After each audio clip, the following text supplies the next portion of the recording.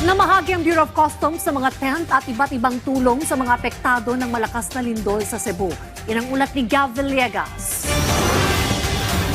Isinakay ng mga tauhan ng Philippine Air Force sa kanilang C-130 plane ang mga donasyon mula sa Bureau of Customs para sa mga apektado ng magnitude 6.9 na lindol sa Cebu. Ang mga ito ay galing sa mga inabandona at forfeited goods na nakuhanan ng gobyerno. Present sa aktibidad kaninang umaga sina BOC Commissioner Ariel Nepomuceno at Office of Civil Defense Administrator Undersecretary Harold Cabreros. Higit 100 sako ng bigas, 56 na mga rapid emergency units, halos 1,100 mga assorted tent, 50 units ng mobile power supply at isang bio-toilet unit ang ipinadala sa Cebu para makatulong sa humanitarian at disaster response efforts ng pamahalaan. Ayon kay Commissioner Nepomuceno, patuloy ang kanilang pagtulong sa mga biktima ng lindol.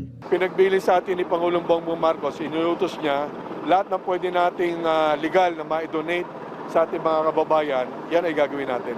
Naghahanap din ang customs ng construction materials na maaaring magamit sa pagtatayo ng mga nasirang bahay. Nasa higit 3,200 mga bahay ang matinding nasira o tuluyang nawasak dahil sa lindol, habang nasa 30,000 tahanan naman ang partially damaged. Ayon kay Undersecretary Cabreros, nagsasagawa na ng early recovery efforts ng OCD sa Cebu sa pamamagitan ng pagtatayo ng mga tent na isa sa mga pangangailangan ng mga evacuee. With the support of Bureau of Customs and Department of Finance, malaking bagay ito para sa ating pagtatayo ng mga temporary shelters. Ang mga bayan ng San Remigio, Medellin at Bogos City na matinding napinsala ng lindol ang inaasahang makatatanggap ng donasyon mula sa customs. Nakapagtayo na rin ang OCD ng mga water filtration at water desalination facilities para matiyak ang malinis na tubig sa lugar. Pangunahing pangangailangan ngayon ng mga Cebuano ang mga tent, pagkain at tubig. Ilang bayan na rin sa Cebu ang naibalik na ang supply ng kanilang kuryente